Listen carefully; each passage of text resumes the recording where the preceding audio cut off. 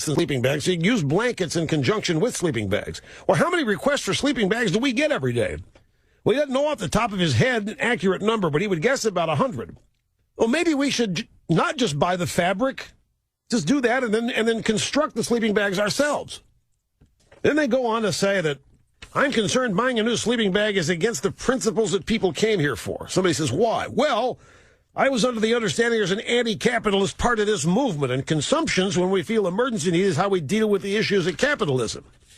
Then the next set of minutes, needs of the occupiers. Most needed, sleeping bags, blankets, tarps, and large clear plastic storage bins to keep it all dry. Polar fleece sweaters, pants, socks. This is what they want people to give them. The Occupy Wall Street kooks, this is what they want people to donate them. Isn't going to be long, folks, before we are going to hear that the Republicans gave the protesters blankets that were infected with smallpox. You wait. Some of these people are going to get sick. You're going to blame it on Republican donations to try to thin the herd? Well, if the Republicans are going to fix the bridges so they collapse when you drive across one and sabotage all the bridges and so forth, we're also looking for volunteer legal counsel, doctors, nurses, dentists, mental health professionals, a volunteer accountant, volunteer computer expert, artists, people willing to do loads of laundry, and folks to print off flyers for us. Dedicated, capable volunteers for the food committee. And then they've got a website, tax-deductible monetary donations can be made at. So they want capitalists to give them stuff. Doctors, nurses, and they want these people to perform their services free, while they are at the same time protesting everything that would make any of that possible. It's obvious that that's what they need. They obviously need more mental health professionals than anything else. But in that list of people they need, isn't that a group of people you'd describe as the rich? Legal counsel, doctors, nurses, dentists, mental health professionals, an accountant, computer experts, artists, and, of course, people willing to do laundry. I mean, why can't they do their own laundry? Oh, because they're going to be too busy protesting. Exactly. So this is who these people are. This is what they're agonizing over. They need all this stuff, but it's a great conflict because to go buy it, they think is self-defeating. That's helping the capitalists. So they want the capitalists, people they're protesting against, to come donate items and their services. See, these people's mothers usually are the ones doing their laundry, but now mom's not around. It's their mother that makes their beds, but mom's not around. And it's their mom and dad that put food on the table for them, but their mom and dad aren't around because they hate their mom and dad because their mom and dad are evil capitalists. So they're out living on the cheap in their mind while asking all the people that actually make the country work to give them stuff. Reasons. One reason is that it is organic. They hate the Tea Party because there isn't a leader. They hate the Tea Party because they can't tie it to the Republicans. They hate the Tea Party because they can't control it. They hate the Tea Party because the Tea Party is large and they had nothing to do with it. They hate it because it's independent, and they hate it because it's conservative. They've done everything they can to discredit it by insulting the people who are members of the Tea Party. They're racists and sexist and all this kind of thing. It's not working. So this is the latest effort to make it look like Tea Party is so hated and so despised that there is this organic, spontaneous combustion of a movement made up of people who just happen to love Barack Obama and want him to be reelected.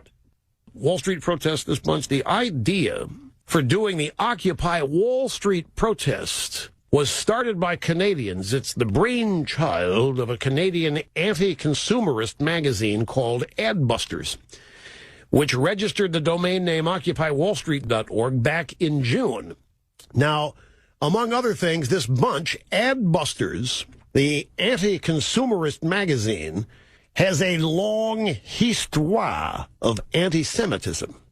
So, in their corrupt and perverted minds, Jewish money traders, Jewish bankers on Wall Street, why, it's a natural target.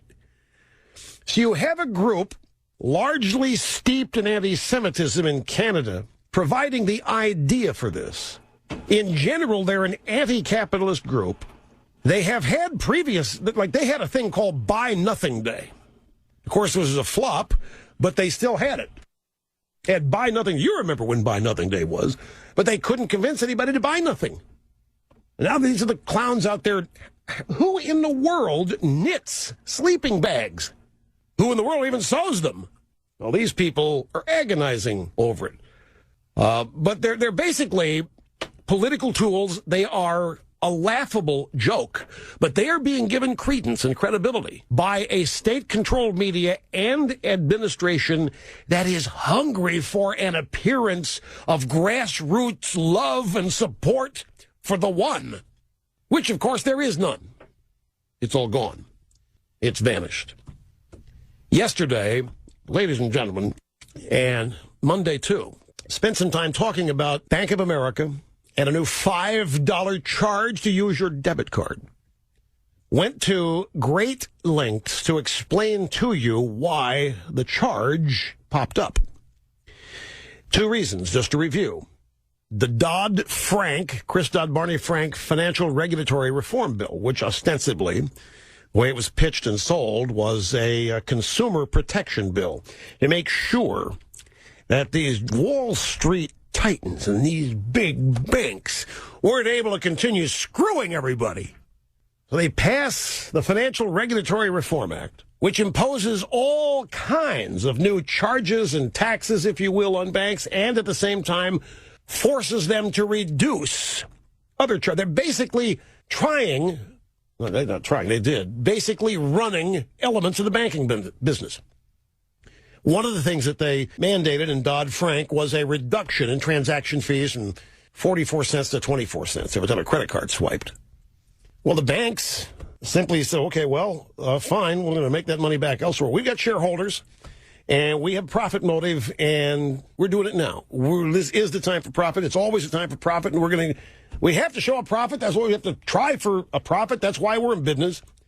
So to make up what they were forced to lose, B of A started charging $5 for debit card usage. This then created what has become standard operating procedure. Here you have the Colonel Sanderses of the chicken house.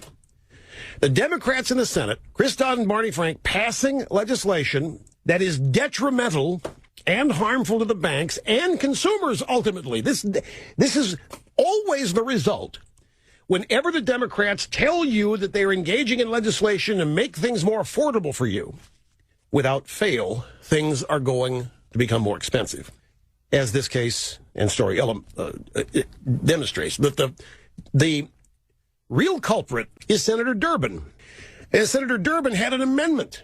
And his amendment, without reading the word, his amendment, without boring you with all the details of it, his amendment specifically is why Bank of America instituted the $5 charge for debit card use.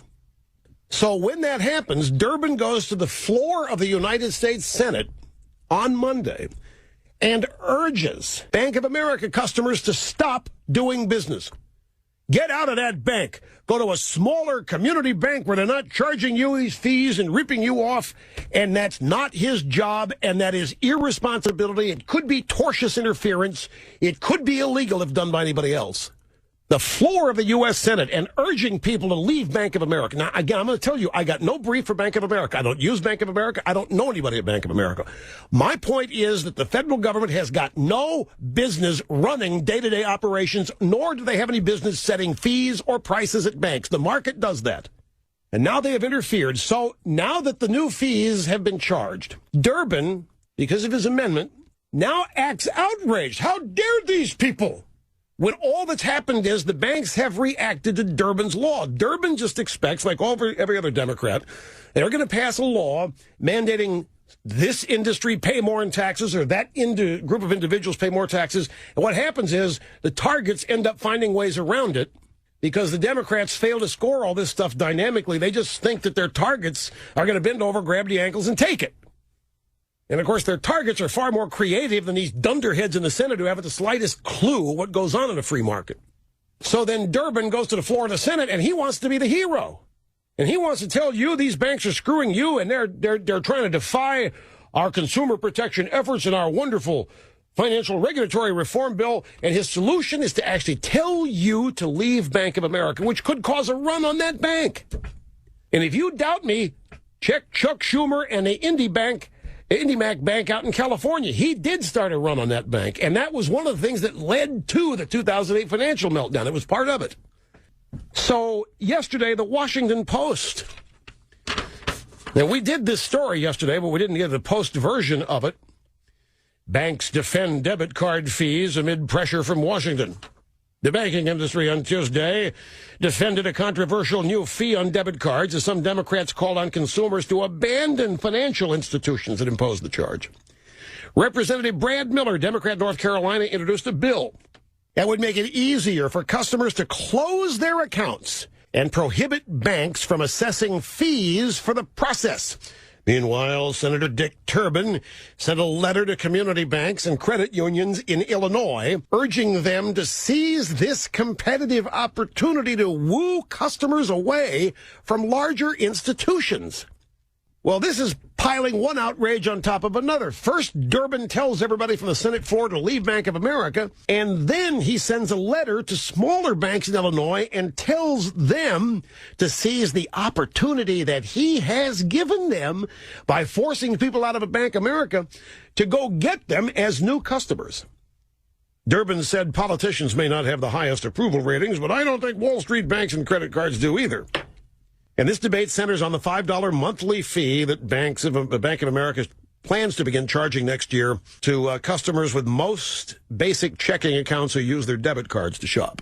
Now, to me, I mean, this unacceptable, outrageous, I can't, even with my vast vocabulary, I'm having trouble coming up with words that adequately express my anger about this, because the reason all this is happening is Dick Durbin.